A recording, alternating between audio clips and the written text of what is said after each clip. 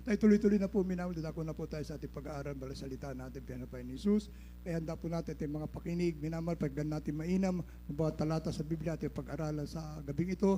Kung tayo pwede mga tiling takapakinig lamang, bakos takasunod po tayo ng salita na malapayan. Kaya kinihiling, minamahal, bilang pagbibigay galang sa banal na salita po natin, pinapay ni Jesus. Ay muna po, minamahal, panandalan po tumayo. At narito po, kaya binibigay po pagkakataon sa ating beloved picture, Greg Mascarinya. Amen. Praise God.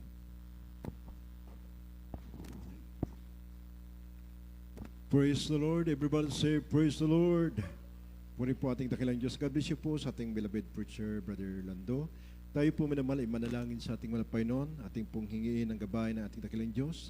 Tayo po'y samahan sa maros na ito sa pag-aaral po natin ng kanyang pong mga banal na salita. O dakil mapagpalaming Diyos, sa aming pinakamahal na Jesus, kami po malapay na ay lumalapit muli sa iyo na may pagpapabang puso, kahabagan kami malapay noon, O Diyos. Salamat sa dakilang ginintong perbeng ito pinagkaloob mo sa amin, malapay noon. Muli mo kami pinagsama-sama upang ikaw ay aming pasalamatan, sambahin ang iyong marilag at banal na pangalan. Salamat, O Diyos, sa bawat naunang ito na magawain, kami po'y lubos mong pinagpala sa pagkilos mo sa aming kalagitnaan, malapay noon. Hallelujah. O Diyos, narito kami sa pag-albasalita sa ganap. Kung wala akong magagawa, umasa lang po ng karunungan na kumul sa iyo. Ilagay mo sa aking mga labi yung masalita. Naglay po ang pag-ibig, kapangyarihan, pagpalaan mo bawat sang narito at sama-sama ng pinapalayas lahat ng gawa ng kaway, demons of doubts, unbelief, hindrances. Cast out in Jesus' name. Cast out in Jesus' name. Hallelujah. Praise the Lord. Hallelujah. Praise the Lord.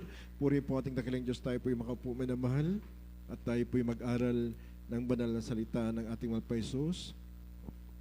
Bago lahat, ako muna ay nagpapabot ng pinakamataas sa pagpupuwit, pagsamba, paghulhati, ay naukol lamang sa ating pinakamahal na Jesus, praise the Lord, at dobling paggalang po manamahal at pagrespeto sa ating pong mga magulang natin sa malapay noon. Patuloy po natin inaalala ang kanilang mga turut aral na iniwan sa atin at manamahal at binabati rin po natin ang at beloved Almeida family.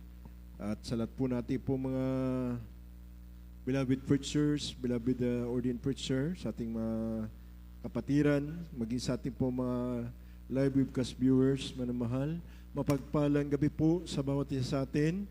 Ipalakpak muna natin ating mga kamay sa ating dakilang Diyos na tayo magsabi ng praise the Lord. Ngayon tayo po mag-aral ng balansan ng Diyos. Basahin po natin ang Isaiah 35 verse 10 at Revelation 21 verse 4. Dalawang talata po. Ito po ang ating po pag-aralan. Praise God. Dito po sa Isaiah, Kapitulo 35, talatang 10, at ang pinagtutubos ng Panginoon ay magbabalik at magsisiparoong mag-aawitan sa Sayon at walang hanggang kagalakan ay mapasa kanilang mga ulo. Sila'y magtatamo ng kasayahan at kagalakan at ang kapanglawan at ang pagbubuntong hininga ay mapaparang. Amen. Dito po sa Apocalypse 21 verse 4. 21, talatang 2. 4. Talatang 4. At papahirin niya ang bawat luha sa kanilang mga mata. At hindi na magkakaroon ng kamatayan, hindi na magkakaroon pa ng dalamhati, unang pananambitan man, unang hirap pa man. Ang mga bagay ng una ay naparam na. Amen. Amen. Everybody say, praise the Lord. Purihin po ating dakilang Diyos. God bless you po sa ating pong beloved preacher, Brother Lando. Ang Diyos po magpala sa kanya pong mga banal na salita.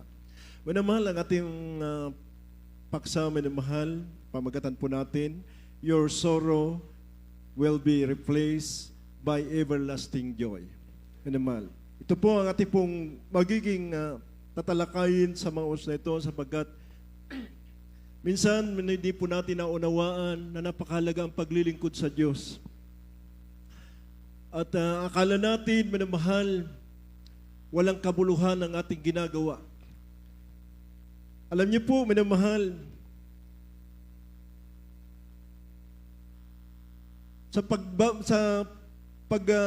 pagdating ng araw na nabasa po natin sa talatang ito, lahat po ng ating pong pagpapagal, lahat po ng ating pagdurusa, lahat po ng ating pong kahirapan, kung tayo man po'y dumaranas ng kahirapan ngayon, yung kahirapan na yan, yung pagsubok na yan ating dinaranas, yung kapigatian na yan, balang araw, kung tayo po'y uwi na po sa piling ng ating dakilang Diyos, lahat po yan ay papalitan ng walang hanggang kagalakan.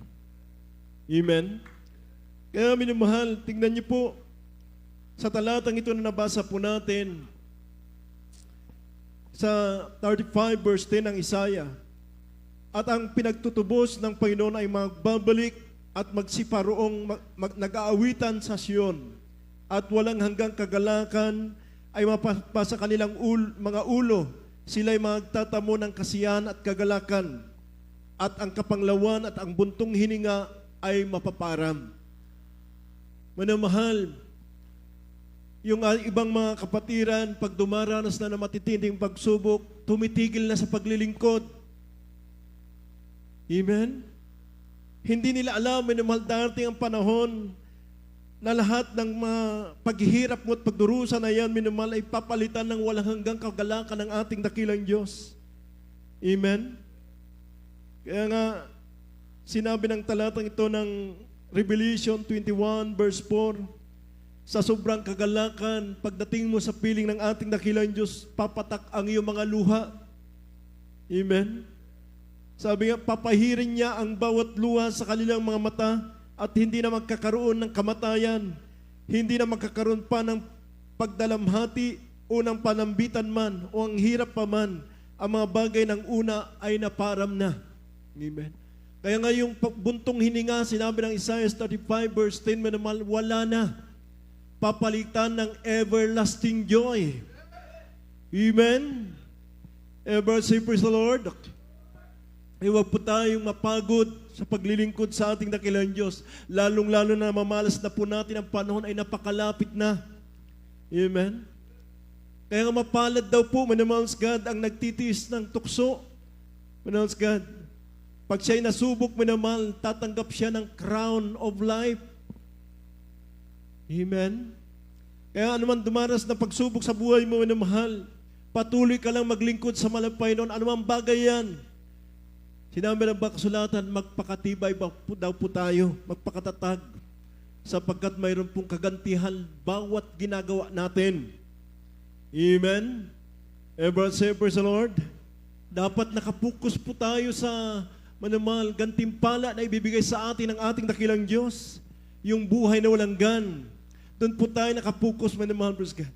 Sapagkat lahat ng mga bagay manamahal na ginagawa natin, sinabi ng Biblia, mayroon pong kabayaran yan. Amen? Everyone say, praise the Lord. Basahin po natin itong Santiago 1:12. Dito po sa Santiago, Kapitulo 1, talatang 12, mapalad ang taong nagtitiis ng tukso, sapagkat pagkasubok sa kanya siya tatanggap ng putong ng buhay na ipinangako ng Panginoon sa mga nagsisiibig sa kanya. Amen. Amen. Kaya nga, minamahal, tingnan niyo po, hindi naman po sinabi dito na hindi doon sa hindi nagsisiibig sa Diyos, kundi mapalad daw po yung mga nagsisiibig sa malapay na kahit anong mga pagsubok dumarating sa kalambuhay, minamahal, patuloy sila naglilingkod sa malapay noon. Amen? Kahit naroon sa kahirapan ng buhay, nasa kawalan, minsan walang kapamasahe, nagtitiis ka, nagtsatsaga ka, minamahal, napakapalad mo pala sa harapan ng ating dakilang Diyos. Sapagkat pagdating ng araw, minamahal, sa kahirapan mo na yan, ang kapalit niyan, minamahal God, bubusugin ka ng ating dakilang Diyos ng kanyang, minamahal God, pagpapala doon sa kalangitan. Amen? Ever say, praise the Lord? Kaya minamahal, sinabi ng talatang ito, blessed is the man that endureth for temptation, for when he is tried, he shall receive the crown of life, which the Lord hath promised to them that love Him. Amen? Tingnan niyo po naman, ito po naman ay pinangako ng Diyos sa lahat ng umiibig sa Kanya. Kaya naman, tatanggap ka ng crown of life. Amen? Kaya minamahal, ito po, minamahal, ang minsan hindi pinapahalagan ng mga mananampalataya. Pag may pagsubok na, titigil na sa paglilingkod. Amen? Hindi nila alam na bawat dumarating na matitinding pagsubok sa atin, may kapalit yan, manahos God, na ibibigay ng Diyos. Kaya nga, pagdating mo dito, kahit mahirap ka, manumal sa paglilingkod mo, manumal, magtiis ka lang. Sabi nga ng banal kasulatan, sa Lucas 6:21. Minamahal, tunay nga po, kung ikaw man ay hindi nakaranas ng kaginhawaan dito sa lupa, ikaw man minalsgad sa piling ng Diyos, minamahal ay magtatamo ng tunay nga po, minalsgad, ng walang hanggang kagalakan sapagkat malaki daw po ang ganti para sa iyo. Amen? Everybody say, praise the Lord. Kaya basahin po nga po natin yun, minamahal, Lucas 6:21. Lucas Kapitulo 6, talatang 21, mapapalad kayong nangagugutom ngayon, sapagkat kayo'y bubusugin. Mapapalad kayong nagsisitangis ngayon, sapagkat kayo'y magsisitawa. Amen. Amen. Everybody say, praise the Lord. Kaya minamahal, wala naman po siguro nagugutom sa atin. Amen. Pag ikaw yung mananampalataya, hindi ka naman pinagkukulan ng Diyos. Minsan yung mga pagsubok lang na matitindi dumarating sa atin. Pero hindi tayo pinagkulang ng malapay doon. Amen. Sabi nga ng iba, may merienda pa eh. Dati, naman isang takal lang, buong maghapon na. Pinagkakasya yung bigas na isang takal. Pinagkakasya na. Yung isang itlog, pinapalaki sa kawali para magkasya. Amen. Ganun po, minamahal, mga patutunang ilan, minamahal. Pinagkakasya yung isang itlog sa 3 o 4 na kakain. Isasaw-saw sa bagoong, nakakasapat, nabubusog. Pero ngayon, mga namahal, hindi naman natin nakita na habang naglilingkod ka sa malapay noon, ay nanatili ka sa kahirapan. Amen? Habang tumatagal ka sa paglilingkod sa malapay noon, nakikita mo, mas lalo kang binibiyayaan ng ating malapay noon. Amen? Pero kung dumaranas ka man, mga nimahal, praise God, sa paglilingkod mo sa malapay noon na talagang sobrang kahirapan, pagdating mo naman sa piling ng ating dakilang Diyos, doon naman ay mananagana ka sa biyaya ng Diyos. Amen? Kasi sabi dito, mapapalad kayong nagugutom ngayon sapagkat kayo'y bubusugin. Mapapalad kayong nagsisitangis ngayon sapagkat kayo'y magsisitawa. Amen? Kahit na pala, minamahal, minsan, nakakaranas ka ng mga pag-uusig, paglilibak. Amen? Dahil sa paglilibak na yan, grabing sakit ang nararamdaman mo. Pero, minamahal, ang kapalit niyan, everlasting joy. Amen. Everyone say, praise the Lord. Minamahal, alam niyo po,